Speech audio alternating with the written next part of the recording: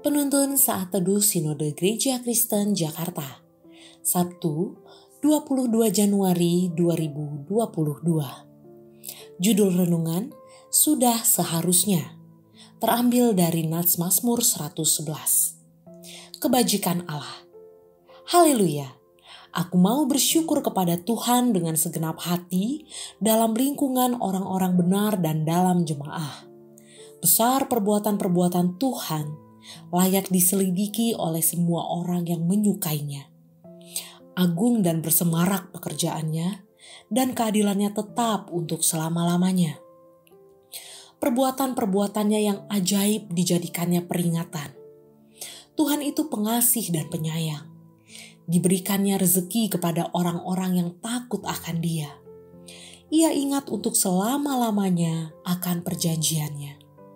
Kekuatan perbuatannya diberitakannya kepada umatnya dengan memberikan kepada mereka milik pusaka bangsa-bangsa. Perbuatan tangannya ialah kebenaran dan keadilan. Segala titahnya teguh, kokoh untuk seterusnya dan selamanya. Dilakukan dalam kebenaran dan kejujuran. Dikirimnya kebebasan kepada umatnya, diperintahkannya supaya perjanjiannya itu untuk selama-lamanya. Namanya kudus dan dahsyat. Permulaan hikmat adalah takut akan Tuhan. Semua orang yang melakukannya berakal budi yang baik. Puji-pujian kepadanya tetap untuk selama-lamanya. Dalam percakapan sehari-hari, saya sering mendengar orang-orang yang membalas kebaikan dari orang lain. Mereka mengatakan bahwa ini sudah seharusnya atau sudah sewajarnya. Ini adalah satu kebudayaan yang sangat lumrah. Bukan hanya pada kebiasaan orang Timur, tetapi juga wajar bagi semua orang di dunia. Bahkan untuk hal-hal yang sudah menjadi pekerjaan. Misalnya, saat kita memberikan tip kepada satpam yang sudah membantu agar kondisi tetap aman. Saya rasa itu sesuatu yang wajar. Apalagi ketika kita diberikan pengorbanan yang lebih besar yang tidak seharusnya kita terima. Maka sikap itu akan menjadi semakin wajar. Bahkan menjadi sebuah kehormatan untuk membalas kebaikan pada seseorang yang melakukan pengorbanan besar dan berharga itu. Seperti berkorban uang, waktu, bahkan keselamatan nyawanya bagi kita.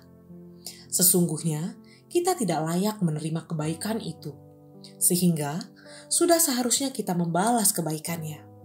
Kenyataannya, kadang-kadang balasan kita itu belum tentu setimpal dengan kebaikan yang kita terima. Dalam renungan hari ini, pemazmur mengingat dan menyadari betapa besar dan mulianya Allah.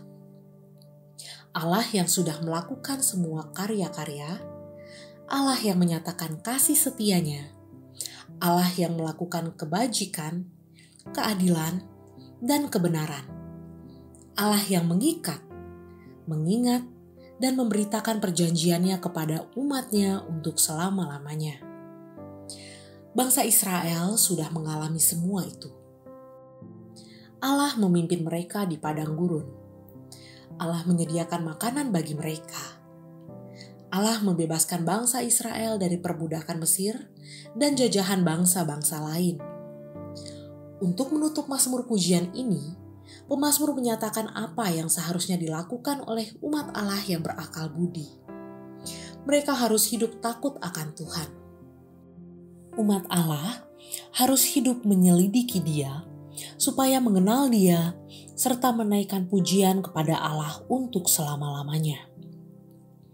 Bangsa Israel tidak akan sanggup membalas kebaikan Tuhan. Mereka hanya bisa memuliakan Allah dengan menaikkan pujian pada Allah, dengan hormat dan setia kepadanya untuk selama-lamanya. Kita sudah menerima kebaikan dan kasih setia Tuhan. Bahkan kita sudah menerima korban nyawa dari Tuhan kita Yesus Kristus. Perjanjian yang diikatkan dengan darahnya berkuasa untuk selama-lamanya menjadikan kita umat-Nya. Kita tidak pernah sanggup membalas kebaikan Tuhan. Kita hanya bisa melakukan apa seharusnya kita lakukan.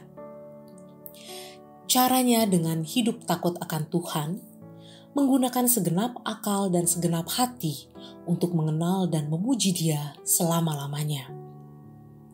Kita sudah seharusnya memuji dan memuliakan Allah yang memberikan keselamatan dan kesetiaan-Nya, walaupun Dia tidak berhutang apapun dan memiliki tuntutan apapun untuk melakukannya. Terpujilah nama Tuhan.